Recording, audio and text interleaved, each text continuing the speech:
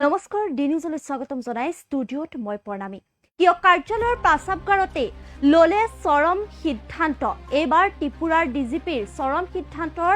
ন তথ্য পোহৰলৈ অহা দেখা পোৱা গৈছে এক ভয়ংকৰ ঘটনা যেটো ত্ৰিপুৰাত সংঘটিত হৈছিল ত্ৰিপুৰাৰ ডিজিপিৰ ভয়ংকৰ কাণ্ড কাৰ্যালয়ৰ প্ৰাসাৱগাৰতে ললে চৰম সিদ্ধান্ত মজিয়াত পৰি আছিল বিষয়াজন আৰু তাৰ পিছতে ভয়ংকৰ ঘটনা সংঘটিত হৈছিল কাৰ্যালয়ৰ প্ৰস্ৰাৱগাৰতে ত্ৰিপুৰাৰ ডিজিপিয়ে যেহেতু এক চৰম সিদ্ধান্ত বাছি লোৱা দেখা পোৱা গৈছে মজিয়াত পৰি আছিল বিষয়াজন আৰু কাৰ্যালয়ৰ প্ৰস্ৰাৱগাৰতে চৰম সিদ্ধান্ত গ্ৰহণ কৰিছিল চৰম সিদ্ধান্ত লৈছিল আৰু তাৰ পিছতে এই ঘটনাই এতিয়া দেশ কপাই যোৱা দেখা পোৱা গৈছে ঘটনাই দেশ কপাই গৈছে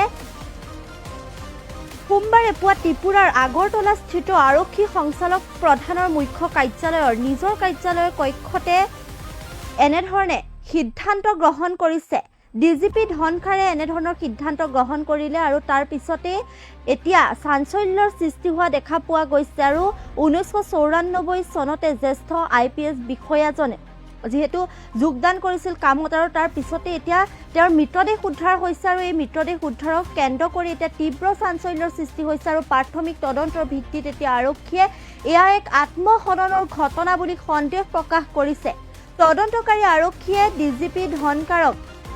নিজৰ সাৰ্ভিস পিস্তলেৰে নিজকে গুলিয়াই হত্যা কৰাৰ সন্দেহ প্ৰকাশ কৰিছে নিজৰ যে পিস্তল আছিল সেই পিস্তলেৰে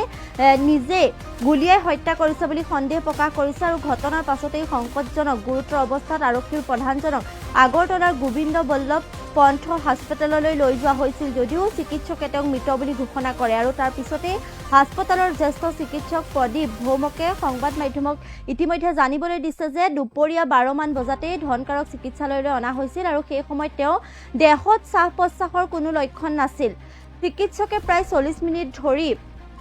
তেওঁক চিকিৎসা প্ৰদান কৰিছিল আৰু জিয়াই তুলিবলৈ চেষ্টা কৰিছিল যদিও অৱশেষত মৃত বুলি ঘোষণা কৰে আৰু এতিয়া মৰণোত্তৰ পৰীক্ষাৰ সম্পূৰ্ণ ৰিপৰ্ট অহাৰ পিছতহে মৃত্যুৰ প্ৰকৃত ৰহস্য জনা যাব কিয়নো এক ভয়ংকৰ ঘটনা সংঘটিত হৈছে ত্ৰিপুৰাত ডিজিপিয়ে আত্মহনন কৰিছে নিজৰ কাৰ্যালয়ৰ বাথৰুমতে নিজকে গুলিয়াই হত্যা কৰিছে আৰু তাৰ পিছতে এই আত্মহননৰ ঘটনাই এতিয়া সমগ্ৰ দেশ জোকাৰি যোৱা দেখা পোৱা গৈছে ইয়াৰ প্ৰকৃত ৰহস্য কি কাৰণে এনে চৰম সিদ্ধান্ত গ্ৰহণ কৰিলে এতিয়াও কিন্তু ৰহস্যৰ আৱৰ্তনত আছে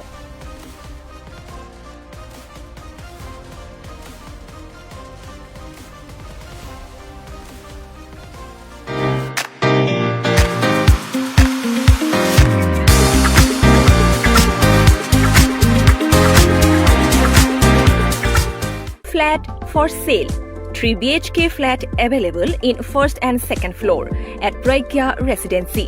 Ready to move. Beltola Bhetapura Road, Sanjuki Bailen. For enquiry, please contact 8822-431840 700-2464-789.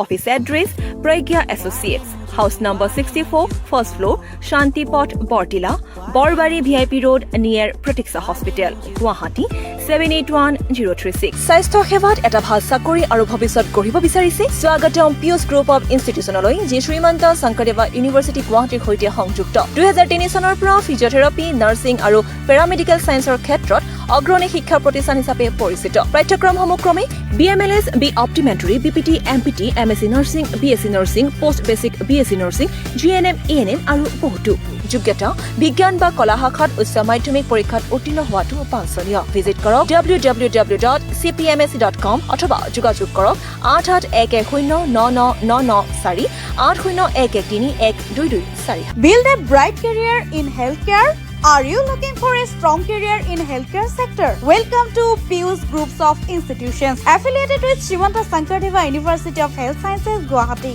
Since 2003, we have been a trusted name in physiotherapy, nursing and paramedical education. We offer courses like BMLS, B Optometry, BPT, MPT, BSc Nursing, MSc Nursing, GNM and ANM. Eligibility: higher secondary pass in science or art stream. Visit www.cpmsc.com. Call 8811099994 or 8011312247. Pius Groups of Institutions. Build your healthcare career today.